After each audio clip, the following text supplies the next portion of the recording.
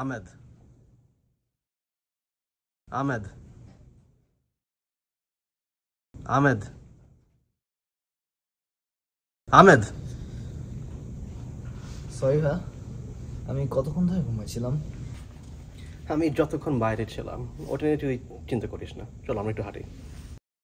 So তুমি কেন বাইরে গেছিলা ভাইয়া? আমি কিন্তু তোর জন্য বাইরে গেলাম, তোকে আমি একটা দায়িত্ব দেবো। আচ্ছা, আমি ওইটাই করব। তুই কেন আগে থেকে হ্যাঁ বলছিস? তুই জানিস না যে আমি কি বলবো। আমি তোমাকে না বলবো না ভাইয়া। এটা শোনার পরে আমি অনেক খুশি হলাম তোকে নিয়ে। আচ্ছা ঠিক আছে, চলো। এটা কি? তুই তো জানিস যে আমি বিদেশে যে আমি কিন্তু 1 বছর বাইরে থাকবো, ঠিক আছে? আর আমি চাই যে আমি যতক্ষণ বাইরে থাকবো যে তুই প্রত্যেক শুক্রবার তুই আমার তরফ থেকে 5 বার মসজিদে দিবি। আমি ফুল অ্যামাউন্টটা একবার দিতে পারি না? না, আমি চাচ্ছি যে তুই প্রত্যেক সপ্তাহে আমার জন্য যাবি তুই। আমি জানি না আমি এটা করতে পারবো না কিনা ভাইয়া। তুই না বলছিস যে তুই আমাকে না বলবি না? আমি বলছি তুমি কি কথা আছো, কিন্তু আমি তো একটা নাস্তিক। আমি তো আল্লাহকে বিশ্বাস করবো না। কেন? আমাকে বোঝাও একটু। যদি আল্লাহ মহাবিশ্বকে তৈরি করে, তাহলে আল্লাহকে কি তৈরি করে? আল্লাহ অসীমিত। তাহলে কি আরো বড় একটা গড আল্লাহকে তৈরি করে? আল্লাহ অসীমিত। আমি এটা বিশ্বাস করতে পারবো না। তাহলে তুমি কি মনে করো যে কে মহাবিশ্ব তৈরি করছে? আমরা জানি না, এটা সবসময় ওইখানেই ছিল। তো এটা অসীমিত, তাহলে তোর কেন এত কঠিন মানে আল্লাহকে বিশ্বাস করার জন্য? কারণ একটা নিষ্ঠুর আল্লাহ। কোন ধরনের আল্লাহ? কষ্ট, মৃত্যু এবং ব্যথা অ্যালাউ করে। একই আল্লাহ যে জীবন, সুখ আর খুশির জন্য দায়িত্ববান।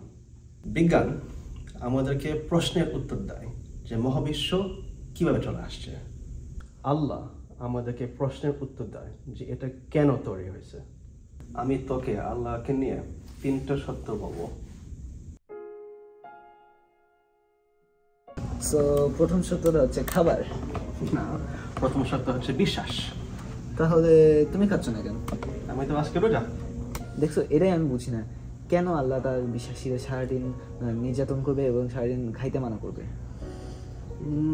কয়েকটা ডাক্তার কিন্তু মনে করে যে রোজা ডাক্তার খুব ভালো একটা জিনিস। সো আল্লাহ কেন তোমাদের এটা করে? আমাদেরকে সহমর্মিতা শেখার জন্য। আমরা যদি গরিবদের কষ্ট বুঝি, আমাদের একটু ফিলিং বেশি চলে আসে, আমরা ওদের জন্য একটু বেশি সাহায্য করব। এটা কেন বিশ্বাসের শিক্ষা?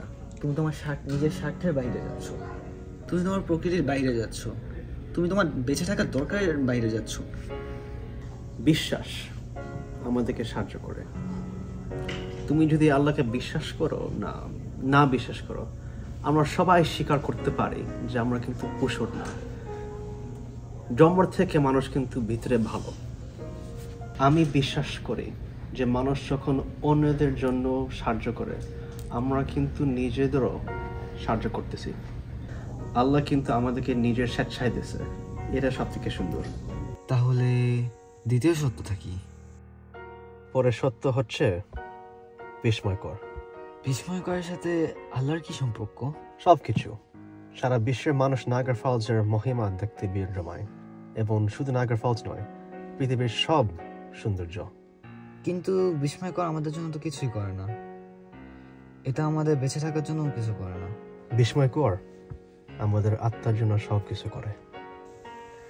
ভাবতে দাও, শেষ সত্যটা হচ্ছে নামাজ, তাই না?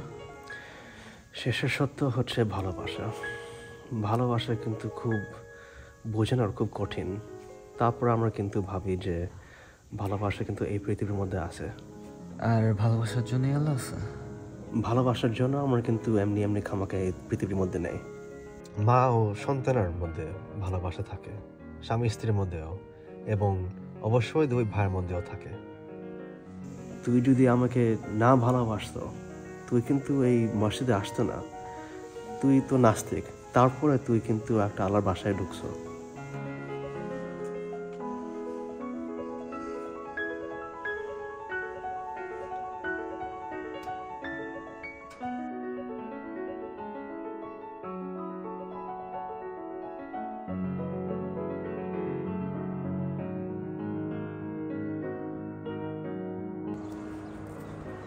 ভাইয়া,